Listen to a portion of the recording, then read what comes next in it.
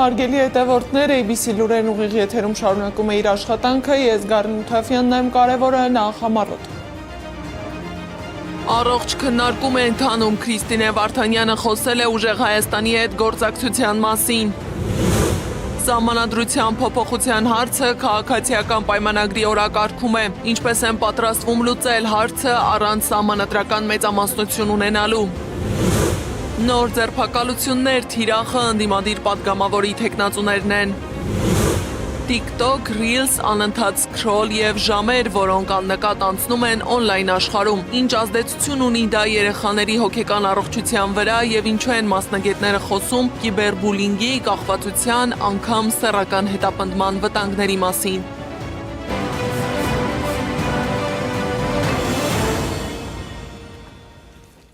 Ուժեղ Հայաստան կուսակցությունների դաշինքի ներկայացուցիչ Արամ Վարդևանյանը մուտքագրել է ազգային ժողովի հունիսի 7-ի ընտրության արդյունքներն անվավեր ճանաչելու վերաբերյալ դիմումը սահմանադրական դատարան։ Դաշինքը հիմք է ընդունել իշխանության կազմակերպած զանգվածային ու կազմակերպված ընտրախախտումները եւ պահանջում է անվավեր ճանաչել ընտրության արդյունքը կամ նշանակել ընտրության երկրորդ փուլ։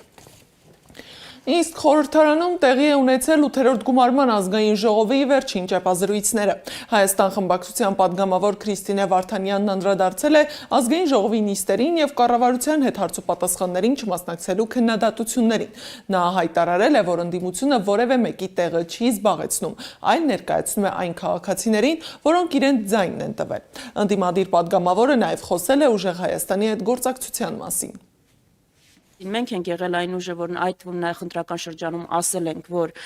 այո, համագործակցություն անհրաժեշտ է, որովհետև ստեղծված իրավիճակը չկա մի քաղաքական ուժ կամ մի անհատ, որ կարող է միայնակ լուծել։ Ուրախ ենք, որ հիմա գնում ենք այդ ճանապարհով։ Թույլ տվեք ասել, որ Նիկոլ Փաշինյանը իր գործողություններով ու ռետորիկայով ամբողջությամբ նպաստում է, որ ընդդիմությունը հասկանա իրականությունը եւ գնա այդ ճանապարհով։ Ավելի կոնկրետ դետալներ, կոնկրետ մարդկանց հանդիպումների մասին բնականաբար ես չեմ կարող ասել։ Հիմա կան քննարկումներ, առողջ քննարկումներ, որոնց արդյունքները կարծում եմ առաջիկայում կդրսևորվեն։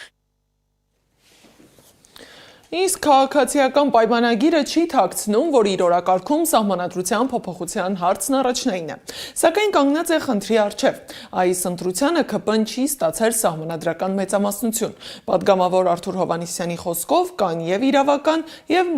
նաեւ քաղաքական լուծումներ, որոնք ավելի տեսանելի կլինեն, երբ նոր ազգային ժողովը ձևավորվի։ Ոչ մի բան չի արգախվելու։ Ինչպես վարչապետն էլ ասեց, որոշակի դժվարություններ այո ստեղծվել են այս իմաստով, բայց մենք շարունակելու ենք ուրեմն մեր օրակարգերով առաջ շարժվել եւ միանշանակ մենք կգտնենք լուծումներ, ուրեմն այն փոփոխություններն իրականացնելու առումով, որոնք ենթադրում են նոր սահմանադրության ընդունում։ Մեր օրակարգում է եղել նոր սահմանադրությունը դեռևս 2019 թվականից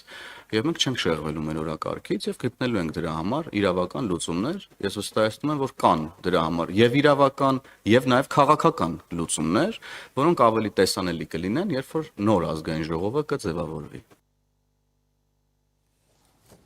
ԿՊ-ականներն անդրադարձել են նաև Մոսկվայից եկող հայտարարություններին, որոնք վերաբերում են ընտրության արդյունքներին։ ԿՊ-ականներն ասել են, թե ուշադրություն պետք չէ դարձնել, թե որ երկրում ինչ հայտարարություններ են անում, որովհետև շատերն արդեն շնորհավորել են։ Ավելի վաղ Կոստանտին Զատուլինը հայտարարել է, որ Մոսկվան ոչ մի դեպքում չի կարող Հայաստանի վերջին ընտրությունը համարել ժողովրդավարական, որովհետև հավասար ընտրապայքարի պայմաններ չեն ապահովվել։ Ընդհակառակը կիրառվել են ճնշումներ, որոնք շարունակվում եւ խորանում են նաեւ ընտրությունից հետո, ընդդիմադիր ուժերի եւ նրանց առաջնորդների նկատմամբ։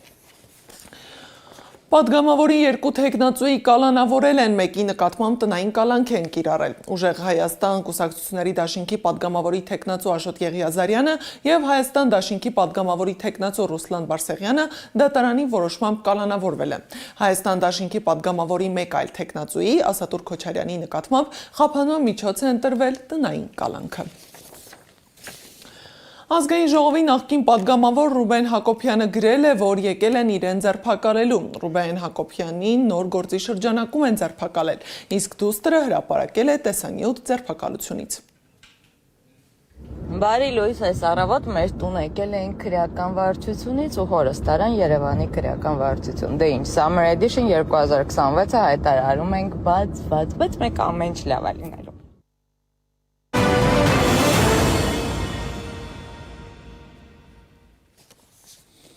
Շվեյցարիայի արտաքին գործերի նախարարությունը հայտարարել է, որ այսօր Շվեյցարիայում նախատեսված ԱՄՆ-Իրան բանակցությունները չեն կայանա։ Նախարարությունը չի բացահայտել Չեխիալ հայտարարելու պատճառները եւ չի նշել հնարավոր նոր ամսաթիվ։ Հիշեցնեմ, որ Շվեյցարիայում պատերազմի ավարտի բանակցությունների շարունակության շրջանակում իրանական պատվիրակությունը գլխավորում էր Իրանի խորհրդարանի խոսնակ Ղալիբաֆը, ամերիկյան պատվիրակությունը Ջեյդի Վենսը։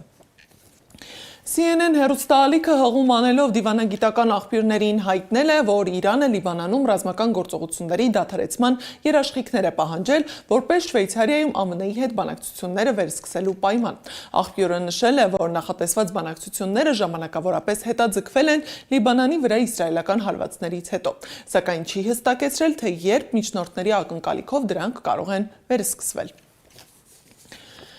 Իսկ Ալ-Արաբիան հայտնել է, որ Իսրայելի եւ Լիբանանի միջև բանակցությունների նոր փուլը տեղի կունենա հունիսի 24-ին։ Կողմերի հիմնական ուշադրությունը կենտրոնացած կլինի այսպես կոչված փորձարարական գոտիների ստեղծման վրա։ Տարածքներ, որոնք կարող են մոդել դառնալ անվտանգության ապահովման եւ կառավարման ապագա մեխանիզմների համար։ Միջազգային լուրերը ռեպորտաժում։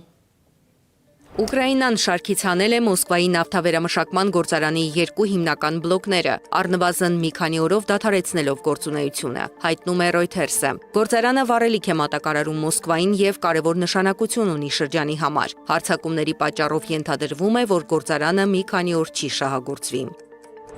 Եթե այրվում է Ուկրաինան, կայրվի նաև Մոսկվան, հայտարարել է Զելենսկին։ Նա նշել է, որ Մոսկվայի նավթավերամշակման գործարանին ուղղված հարվածը ի պատասխան շաբաթվա սկզբին ուկրաինական վանական համալիրի դեմ կատարված հարձակման ամբողջովին արդարացված է։ Եթե Պուտինը չի ցանկանում ավարտել այս պատերազմը եւ ցանկանում է շարունակել այն, մենք չենք նստելու ձեռքներս ծալած։ Մենք կպատասխանենք, ասել է նա։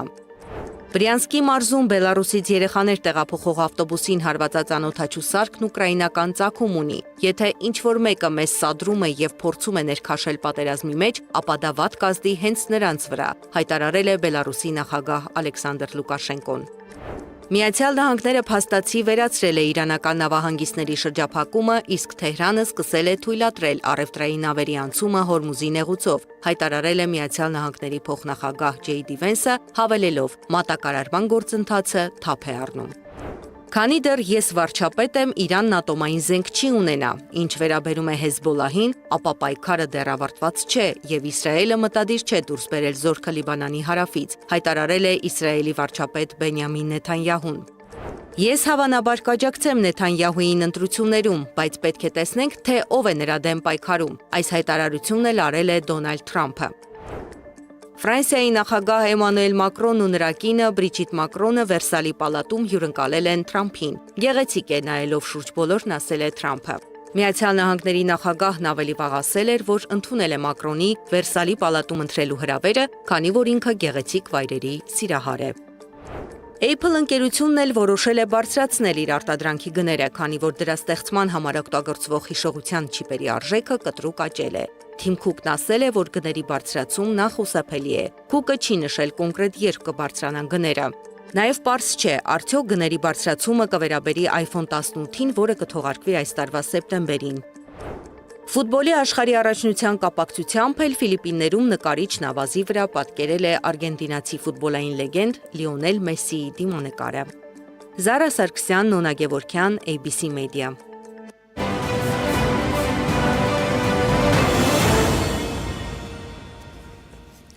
Երկար տարիներ մանկությունը չափվում էր բակում անցկացրած ժամերով, գնդակով, հեծանիվով, ընկերների հետ խաղալով։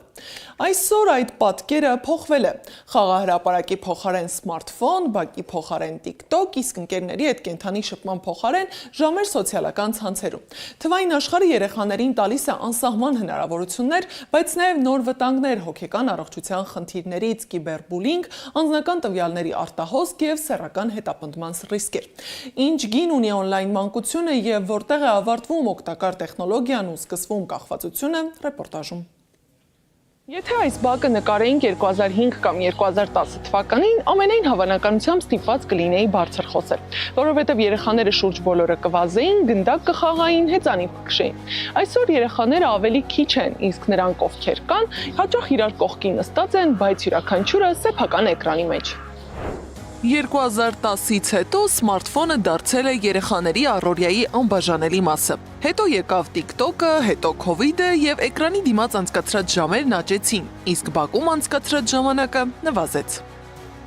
Բայց խնդիրը միայն այն չէ, որ երեխաներն ավելի քիչ ժամանակ են անցկացնում դրսում։ Մասնագետները զգուշացնում են, չափից ավելի էկրանային կյանքը կարող է անդրադառնալ նաև երեխայի հոգեկան առողջության վրա։ Կենտրոնացման դժվարություններ, քնի խանգարումներ, անհանգստություն, դյուրագրգռություն ու ագրեսիվ վարք սրանք այն խնդիրներն են, որոնք ըստ հոգեբանների ավելի հաճախ են հանդիպում էկրանների առջև երկար ժամանակ անցկացնող երեխաների մոտ։ Երբ որ երեխաները երկար ժամանակ ուղղակի թերթում են ինչ որ տեսանյութեր եւ առաջանում է տեղեկատվական գրոհ, հենց այդպես կարող եմ ասել։ Այսինքն երեխաները գտնում են տեղեկատվական գրոհի մեջ։ Հավելվածները փոխվում են, թրենդները նույնպես։ Մի քանիսը կորցնում են իրենց հանրաճանաչությունը, մյուսները մեկ գիշերում դառնում դեռահասների ամենասիրելի զբաղմունքը։ Բայց գրեթե բոլորի նպատակը նույնն է՝ հնարավորինս երկար պահել օգտատիրոջ ուշադրությունը։ Հայաստանում դա հիմնականում Instagram, TikTok, Snapchat։ Յուրահատկություններից մեկն այն է, որ օրինակ ծնողների մեծ մասը նույնիսկ չի լսել Snapchat-ի մասին, եւ այդ առումով մարդիկ նույնիսկ տեղյակել չեն իրենց երեխաները ինչով են զբաղված։ Շատ ծնողներ այս պատկերին ծանոթ են։ Երեխան հրաժարվում է ուտելուց, լաց է լինում կամ անհանգիստ է։ Իսկ հեռախոսը դառնում է ամենահեշտ լուծումը։ Սկզբում ընդամենը մի քանի րոպե, հետո մեկ տեսանյութ, եւս մեկը եւ աննկատ անցնում են ժամեր։ Մասնագետի խոսքով սա պատահական չէ։ Ալգորիթմը փաստացի մի քանի տեսանյութ դիտելուց հասկանում է ինչն է հետաքրքրում մարդուն, երեխա լինի թե մեծահասակ, եւ սկսում է նմանատիպ բաներ ցույց տալ ու փաստացի մարդ կարող է ժամերով անընդհատ թերթի հետ կարճ տեսանյութերը ժամանակի զգացողությունը փորձնում է։ Տվյալ պահին ես չեմ առանձնացնում երեխաներին ու մեծահասակներին, բոլորն էլ նույն նավակում են։ Անընդհատ սքրոլ անելով դեռահասը բախվում է ինֆորմացիոն հսկայական հոսքի, որը հաճախ չի կարողանում վերլուծել կամ զտել։ Իսկ այդ տարիքում իրականն ու կեղծը, օգտակարն ու վտանգավորը տարբերակելը միշտ չէ, որ հեշտ է։ Երբեմն նույնիսկ մեկ անմեղ թվացող տեսանյութը կարող է լուրջ ազդեցություն ունենալ երեխայի հոգեբանական վիճակի վրա։ Դեռահասները ուդինելով այն փուլում, որ պետք է հետևեն իրենց մարմնին, ամաչում են իրենց մարմնից, չէ՞ որ փոփոխություններ են տեղի ունենում, իրենք կարծում են, որ դիետաների միջոցով կհաղթահարեն այդ խնդիրները եւ սկսում են իսկապես չուտել, քիչ ուտել, իսկ մենք գիտենք, որ դեռահասության տարիքում հակառակը պետք է ուտել, սնվել նորմալ։ Այսինքն ստացվում է, որ առողջ ապրելակերպը դարձել է արդեն ծայրահեղական բնույթ է կրում։ Բացի կիբերբուլինգից, օնլայն տիրույթում երեխաներին սպառնում են նաև անծանոթների հետ շփումները, անձնական տվյալների արտահոսքն ու սեռական հետապնդման փորձերը։ Մեդիա փորձագետի խոսքով Հայաստանում այս խնդիրների իրական ծավալը դժվար է գնահատել, քանի որ շատ երեխաներ պարզապես չեն պատմում իրենց հետ տեղի ունեցածի մասին։ Ամենամեծ խնդիրն անում է, որ երեխաների, որոնք ենթարկվում են նման հալածանքների կամ հետապնդումների, երրորդը ոչ ոքի չի պատմում նրա մասին, իսկ երբ որ պատմում են մենակ մոտիկ ընկերոջը, որից էլ դուրս չի գալիս դա, փաստացի իրավապահներին կամ հանրային տիրույթ հաստում է շատ չնչին մասը։ Հենց այստեղ էլ մասնագետների կարծիքով ամենակարևոր դերը ծնողինն է։ Վերահսկելը բավարար չէ։ Անհրաժեշտ է երեխաների հետ ստեղծել վստահության մթնոլորտ, որպեսզի նա չվախենա պատմել այն ամենի մասին, ինչ տեսնում կամ ապրում է նաև վիրտուալ աշխարհում։ Շատ կարևոր է դպրոցի դերը, որտեղ դասընթացներ կան։ Ես գիտեմ, որ կան դասընթացներ կիբեր անվտանգության հետ կապված, թե ոնց է իրականացվում, ինչ արդյունք է տալիս, դրանց մասին չգիտեմ։ Շատ կարևորում եմ, որ այս մասով ծնողներին ընդգրկեն դպրոցական դասընթացներում, որովհետև երեխան սովորում է մեկ բան է, ծնողը երբ որ գիտի ինչպես կարող է